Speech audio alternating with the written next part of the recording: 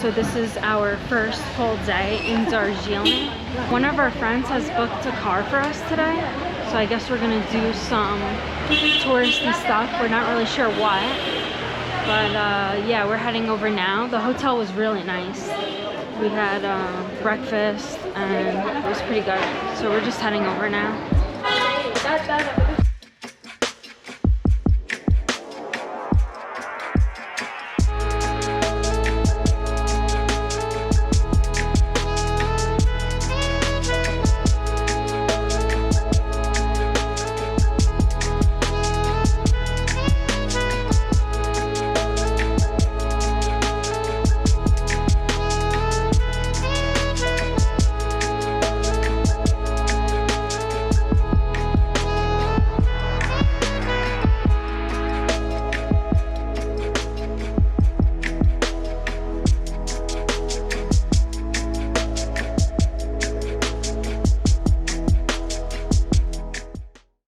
All right, we found our friend Chris.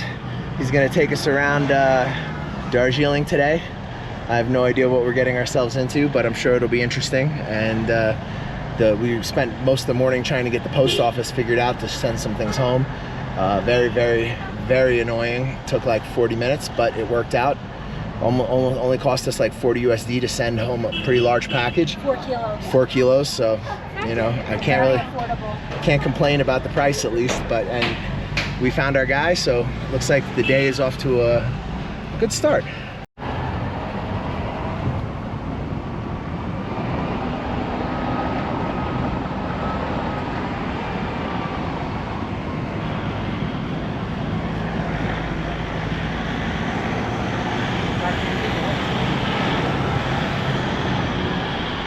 All right, it looks like we've arrived at some kind of a Buddhist temple.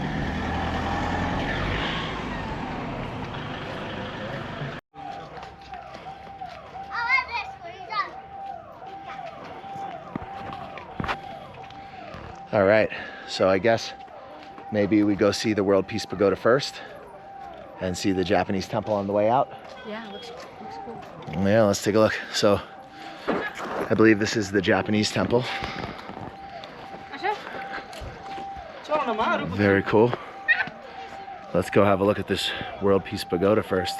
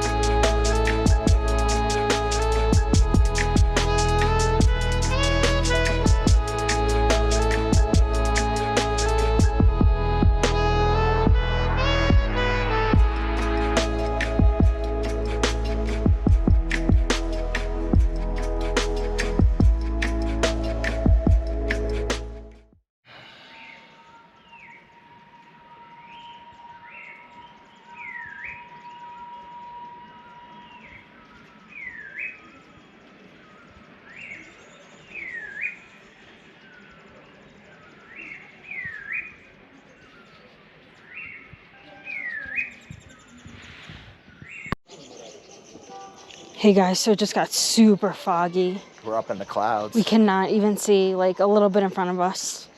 It's so crazy. So compared to Gangtok, I think we're about 400 meters higher. So I think this is about 2,045 meters in Darjeeling in elevation.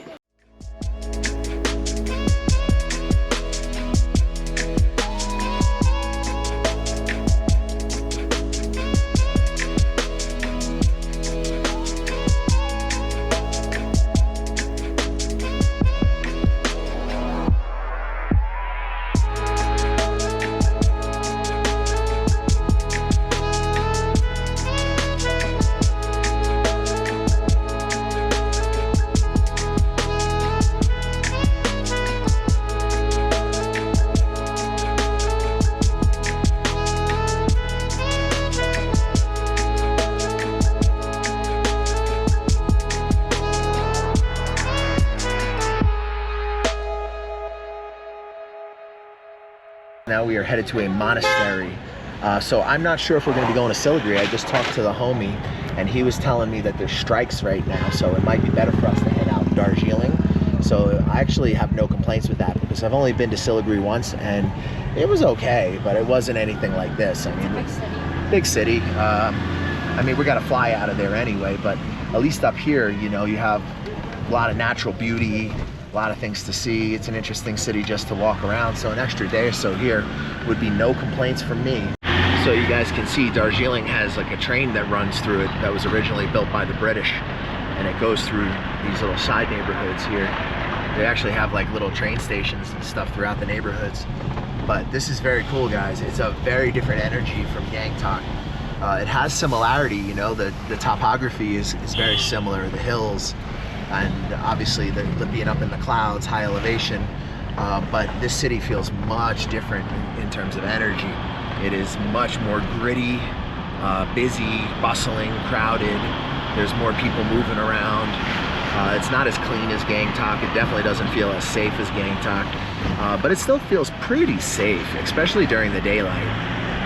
It does have Gangtok vibes, but there's something very distinctively different about it, and we're just starting to get under the surface of that.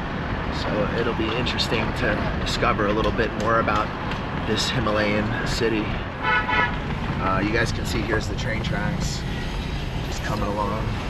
It is pretty cool, huh? And I've heard it takes quite a long time to get on these. Like the line builds up of people who want to use this train, but it's an efficient way, like for people to get around here in Darjeeling. It's interesting.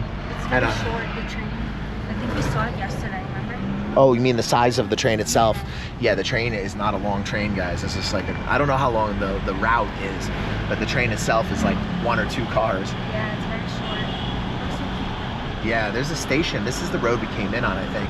There's a station up here. Our fearless driver, Chris, is getting us to the monastery. We've had a couple good fearless drivers since we've been up here in the Himalayas. Guys, I'm definitely gonna come back up here. I like Gangtok a lot, but I gotta tell you, I'm really intrigued by Darjeeling too. It's like a bigger, more hectic Gangtok. One of my good friends, the one who's financing today's little adventure, he's from here. This is his hometown. This is a very big town for education. There's a lot of Jesuit schools because the British were here.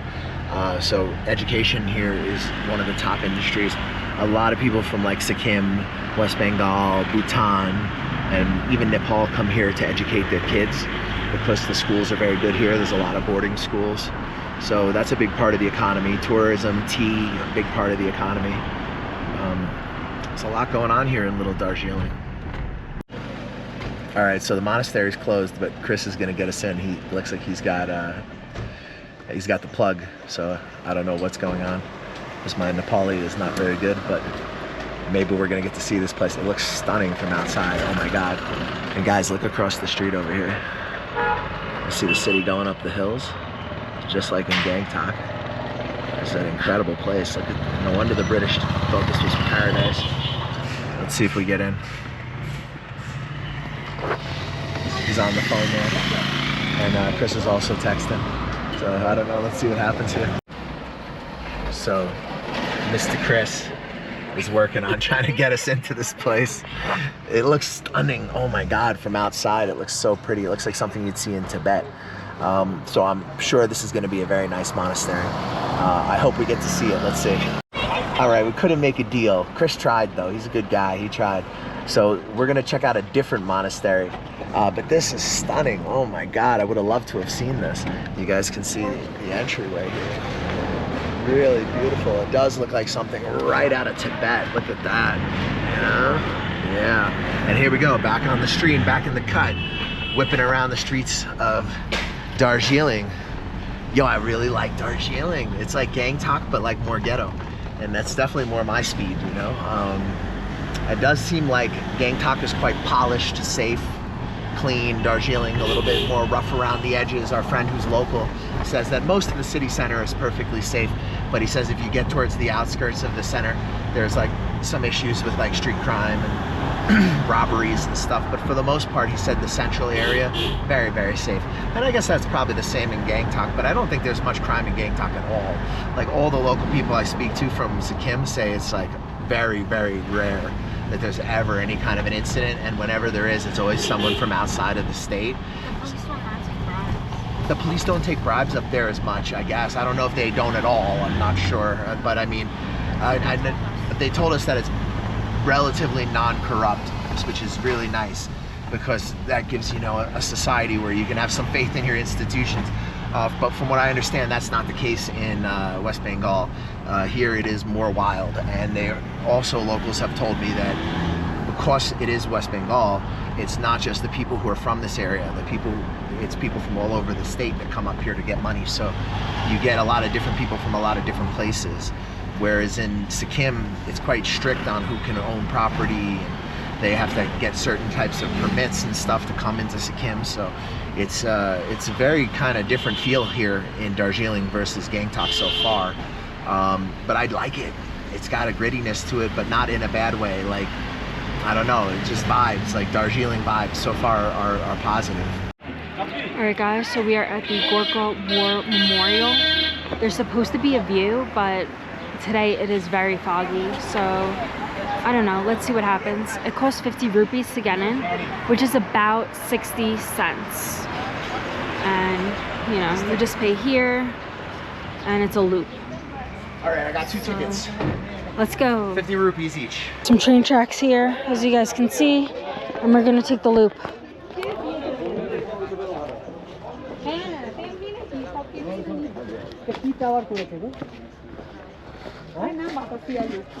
Oh, and here's the monument itself. Oh, that's nice. And then I guess these are all the names, right? So this is for the Gorkhas. Very beautiful. So you don't go up, it's just, this is it, the memorial. You see it, you don't go, because people would probably touch it.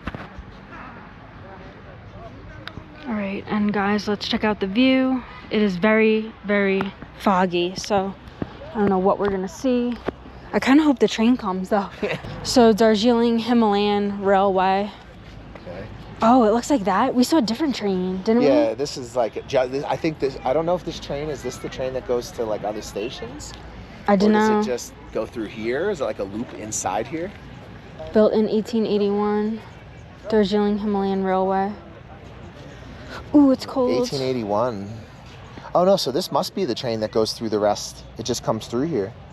And I guess people get off here to see this site, right? 7 Wonders of the World. Wow. It's one of the 7 Wonders of the world. Darjeeling Himalayan Railway. Wow, so we hit number 2. Number 1 was Angkor Wat. Yeah, now we've been to the, well, we haven't ridden on the Darjeeling Himalayan Railway, but now we've seen it. We've stood next to it. These are the tracks. Yeah. That's so funny. The memorial is up there with a beautiful mist. Yeah, very stunning. Beautiful memorial.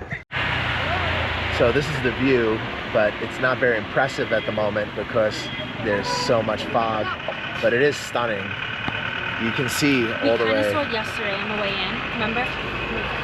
Yeah. To Darjeeling. Yeah, we did, and we'll probably have other viewpoints to show you other views.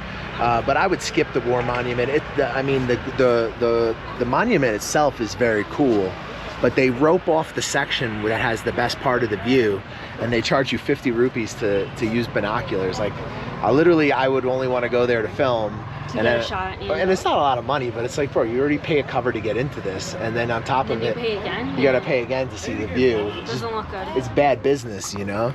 But the monument itself is very beautiful, and if you guys know anything about the Gorkhas' history, it's fascinating. Even today, the British military still looks for Gorkhas for their service, and if the kids who are chosen are lucky enough, they're even given British passports. So for a lot of young people growing up here in the hills and in the mountains, this is a tremendous opportunity for them to get out of poverty, get a British passport, serve in the British military. Because the Gorkhas, these guys are, you know, they grow up at high elevation, And sometimes they have to walk kilometers and kilometers to get from their village to like the nearest school, things like that. So the cardio on these guys is crazy. That's why I like training jiu-jitsu up here. That's why I came up and spent my time up here in Gangtok, was the high elevation training. Just even climbing upstairs, guys, you can feel it. So yeah, this was the war monument. The monument was kind of nice.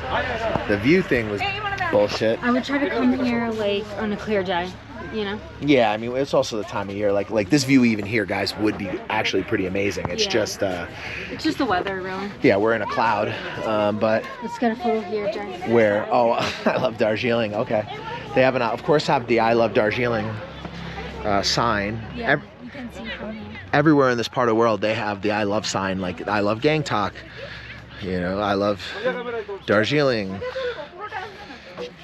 I love Namche, like for sure. But yeah, I mean, it's not. Park's nice, I guess. It's interesting. The train comes in through here, isn't it?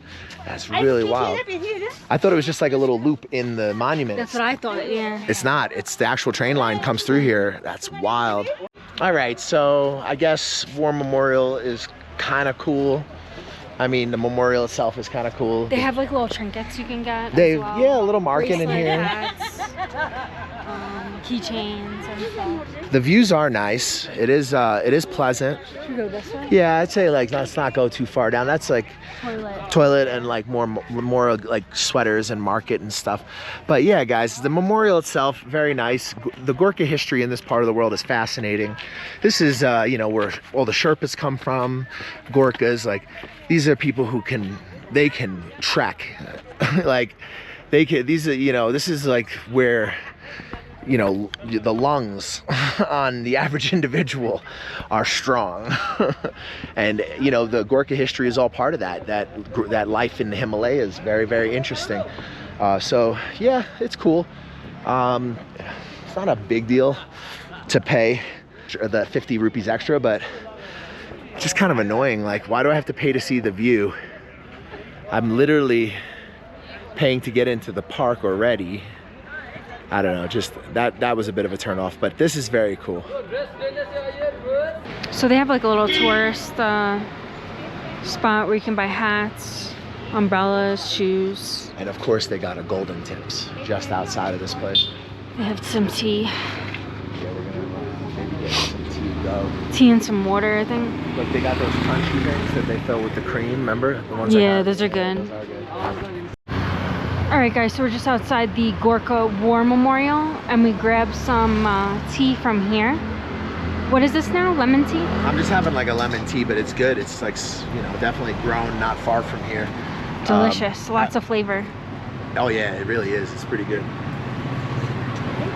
I would recommend probably the War Memorial is worth it on a clear day. On a foggy day like today, it's a bit underwhelming.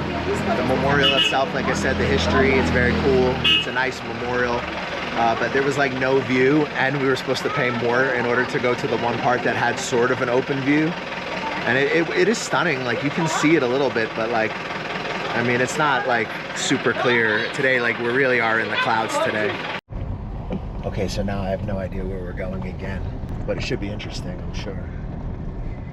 Looks like we're going to be staying in Darjeeling for another day or so. As my homie said, the protests in Siliguri, that's not really a good time for us to be like walking around, so I figure he's from up here, he knows best. You can see now it's raining. All right, okay. I love it. We found another monastery. Isn't that great? Like first one, no luck. This one, a little more lucky. Okay, so we find ourselves walking along the train tracks of the Darjeeling Himalayan Rail outside of this monastery that we're about to check out. Yeah. Duggon Samten Choling Buddhist Monastery. Okay. Monasteries are always very beautiful, guys. That's like a general rule. I love Tibetan Buddhism. To me, it's one of the most beautiful religions. I mean, in terms of its art and its architecture, you guys can see here. I mean, really pretty. Yeah, it is. It's pretty stunning, and even the gate is like intricate and colorful.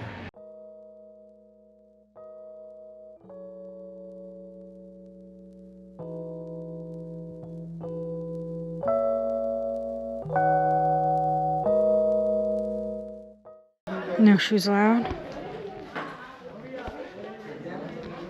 Heading on. So they have some trinkets, magnets.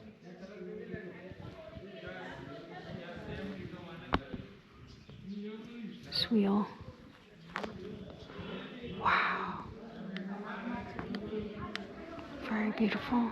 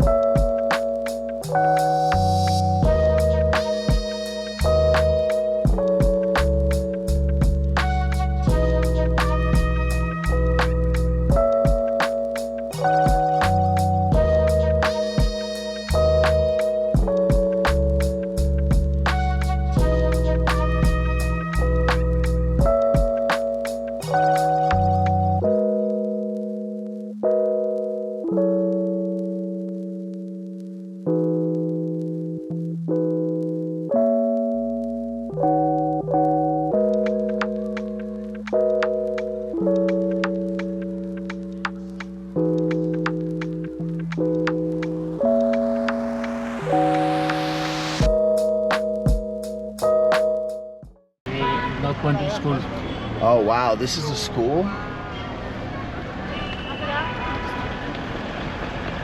St. Joseph's School, North Point.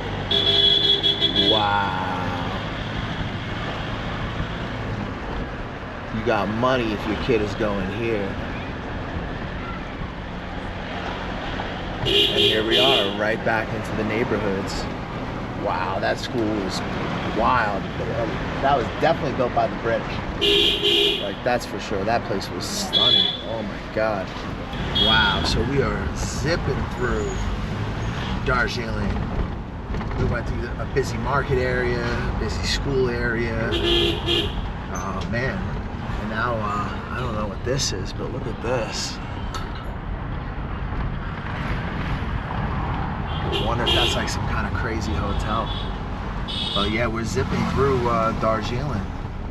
Different energy from Gangtok. I like it. Definitely a cool place. Look back in the cloud. Now there's like no visibility. Can't see much of the view today either, you guys can see. We're way up in the clouds. All right, Chris has dropped us behind all the Momo spots. It looks like you walk through here and it goes into a tea garden. Cinnamon. Wow. He's selling huge chunks of spices and cinnamon. Wow, that's amazing. Okay guys, so this is what we're going into here. Try not to kill ourselves. Oh my God, that smells so good. So I'm sure this is far more stunning during a day where it's clear. But at the moment, this is what we got. This is a tea field. Basically a tea plantation. You guys can see here. Oh my God. I'm afraid coming down this thing. Going up might be a little easier.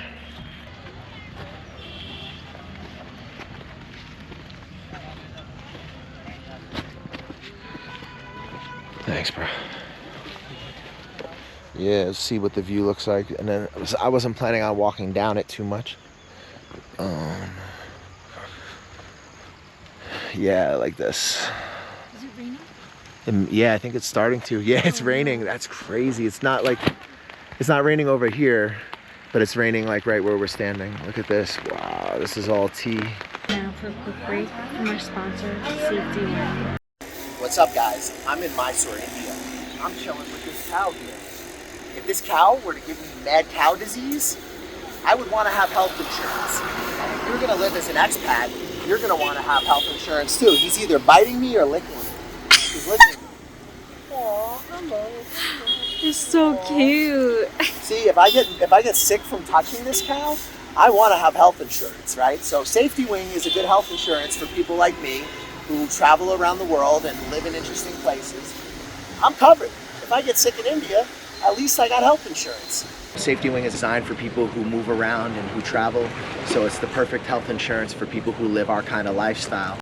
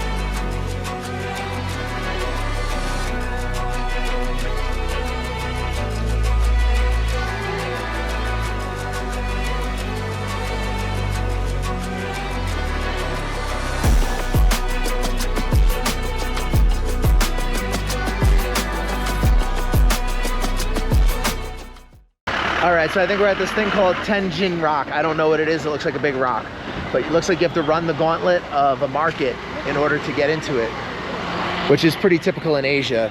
They make you run through the shops when you're trying to get to the site, you know, but let's have a look. Let's see.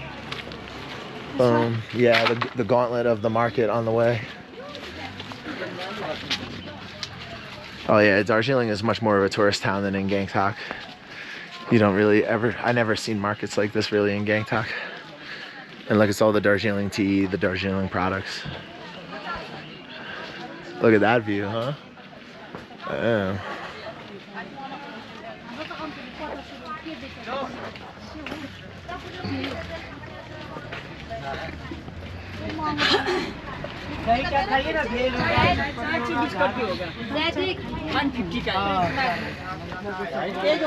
Oh, they got the little street food, pani puri.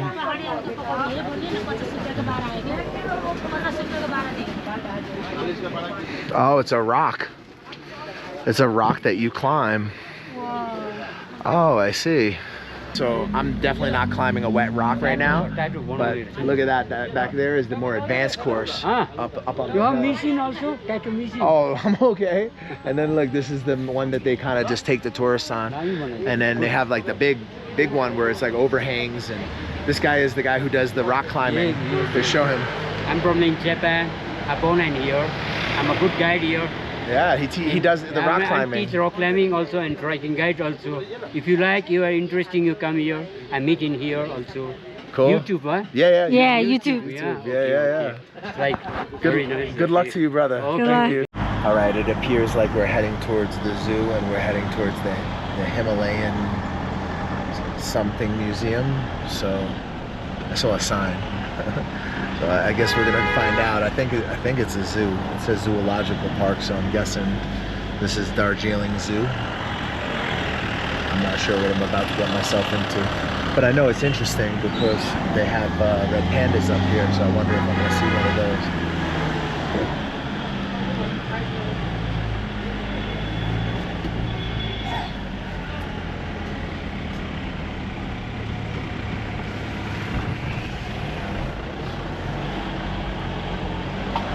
Okay, so it's the Himalayan Mountaineering Institute and Zoological Park.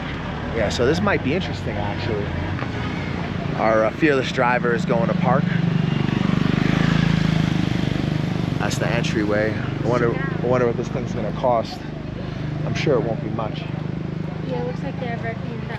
Yeah, it should be interesting. Yeah, there's a photo of the red panda. Uh-oh, do we get to meet the red panda?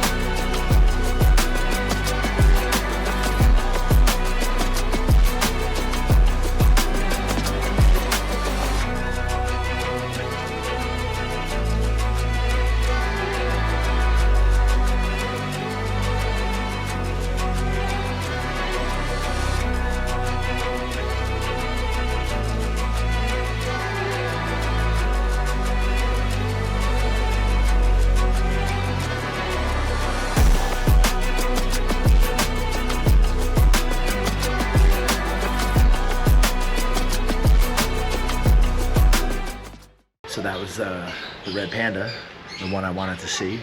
Very, very cute, very interesting animal. And this is like a little bird setup they got here. It's actually a nice little, like, pretty nice little zoo. Yeah, I think these are lovebirds.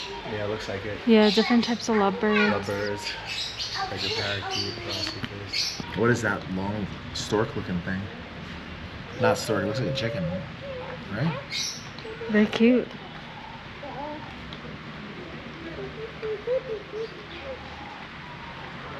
Let me see, there's gotta be a photo. Oh look, this is what it is. Name for Sarah, Countess of Amherst. Lady Amherst. So cute.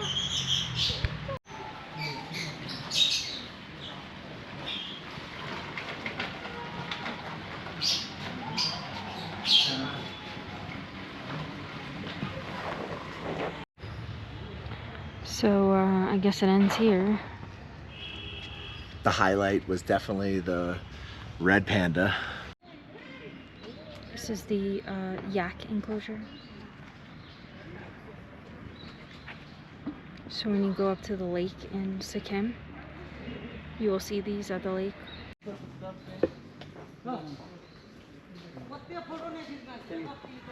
It's not the worst zoo I've ever seen. But some of the enclosures are a little small, but for the most part, some of them aren't really too bad. Like for the goats, they have like hills, and for the snow leopard here, he's got like a couple terraces. You can see there's like a level here, a little bit like a downhill slope you can go down. Very beautiful animal. Wow. Look at that.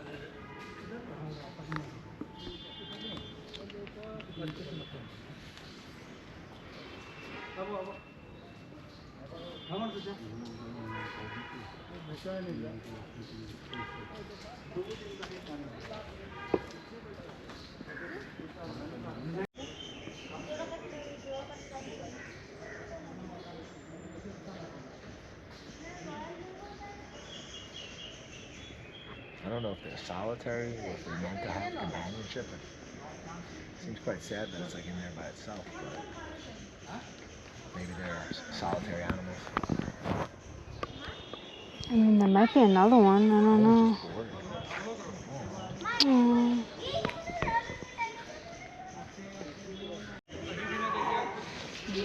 He was like chirping. Wow. Yeah, you want to get the fuck out of there and go run around the woods, you know? Oh my god, so cute.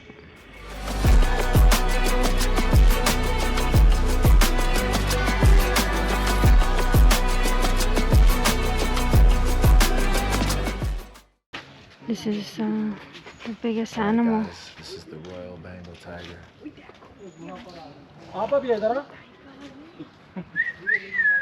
that's some animal. Got Tigger in the house.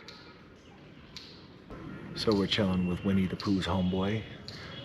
The problem is that it just doesn't seem like the animals are like that stimulated. Like a lot of them are just pacing back and forth. The enclosures aren't as bad. I've seen ones in Thailand that were way worse than this. But still, like it just seems like, man, they should have like more toys or something for them to mentally engage, you know, or I don't know if they're meant to be solitary. I'm not an expert on these animals, but you know, if they can be in groups, it would be good to have them in a pair, you know? It's like, kind of sad to see them in like a cage all by themselves, you know, and not even part of their own species or a mate or anything, you know?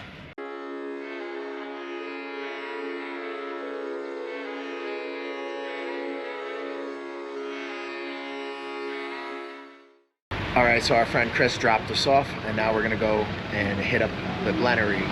It's been here since like, I think the 1880s. And it's supposed to be iconic, so we definitely got to check it out. But look at where he dropped us off. It's like the back way, so we're like right behind it. So we're gonna go through this alley now.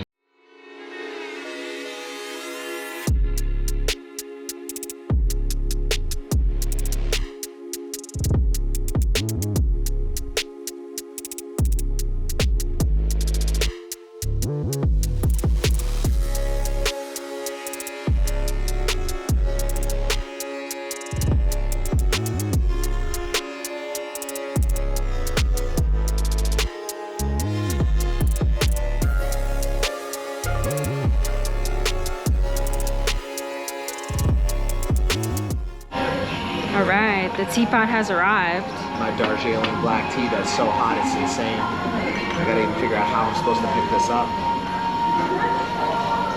Comes with this large crystal sugar here. I guess I'll try it with a little sugar. Cheese omelet. Got a little cheese omelet. Apple pie. Apple pie. Blueberry muffin. And we have a pizza on the way. This is a really good omelet. I definitely would come here for breakfast. This is the apple pie.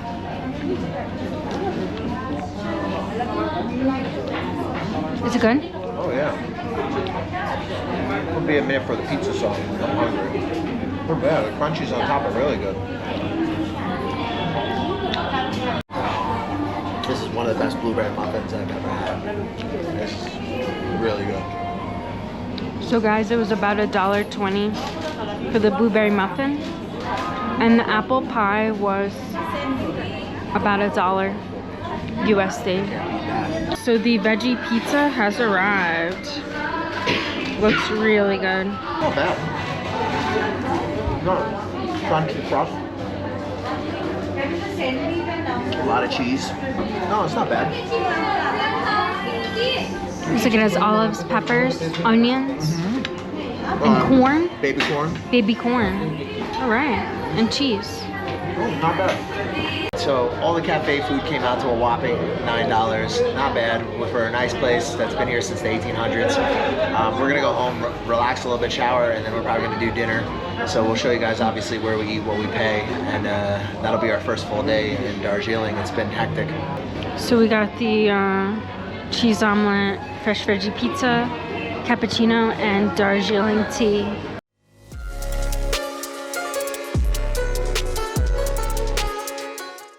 Checking out a spot that is Tibetan Korean food. This is the name of the spot. So, but it's supposed to be very good. It's supposed to be like as good food as the famous Konga place next door to it, but with no long waits in line.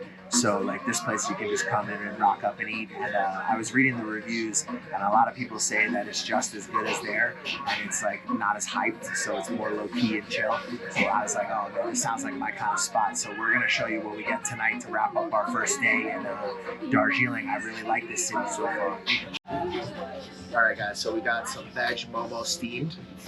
This is the egg ramen, and this is the egg tukpa. So. Let's see what kind of, got some soy sauce, a couple different types of chili, throw a little soy sauce in there. Just open one of these. All right, let's open up one of these momos. Oh my God, look at that. Typical veg. Pretty typical veg, very nice. I don't know, let's try it. This looks very good. Very hot though. That's crazy spicy.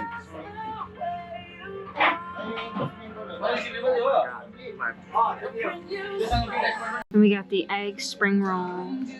Looks mad good. We're gonna eat. We demolished everything. So it came out to $9.30 or what was it, 780 rupees. I enjoyed it. I would say I've had 4 dishes and a drink for about $9. I mean, that's I think cheaper than Gangtok. And you know, we were eating out, I'd say like at least once a day in Gangtok. And here you can eat at like 2 spots, and it comes out to like what a big feed over on the Marg would be. So it's definitely a little bit cheaper down here too. Brush your face and wash your teeth, son. Reborn abroad got me a job in Vietnam. Reborn abroad got me a job in Vietnam. Years later, we're still friends, so hit us up. Reborn abroad, they're legit. They got me a job. I'm pretty happy. Reborn abroad got me a job in Vietnam. Reborn abroad got me a job. Brush your teeth. Hey, what's up? I'm D from Canada. Hook up with the New York Nomad if you want a smooth ride into Vietnam or any Southeast Asian countries. Hey, my name is Aaron. Get in contact with the New York Nomads. If you want to get into Vietnam, hit them up. They'll get you in securely and professionally. Yo, this is Uncle Hollywood. I'm telling you right now, the New York Nomad got me a job. He's legit. Hit him up. Check him out. New York Nomad set me up in Vietnam. Yo, my man got me a job. Come to Vietnam. Hey, what's up guys? You thinking about coming to Vietnam? You're not sure where to start? You've heard a lot of things online. You don't know what's true, you don't know what's not. We offer a consulting service where we help you get on your feet in Vietnam. We give you advice on negotiating contracts with employers. We help you with real estate agents, visa agents that are reliable and that you can trust. We help you get started in this amazing country and get on your feet. We help you get into different opportunities that might be more difficult for you if you were just landing in the country on your own. And we help you avoid a lot of the pitfalls and problems that you could have as a newcomer here. We provide you with reliable job recruiters, visa agents, real estate agents, and advice. If you guys are thinking about coming to Vietnam, hit us up for a consultation. We'll help you get started, help you get on your feet, and hopefully you'll love Vietnam as much as we do.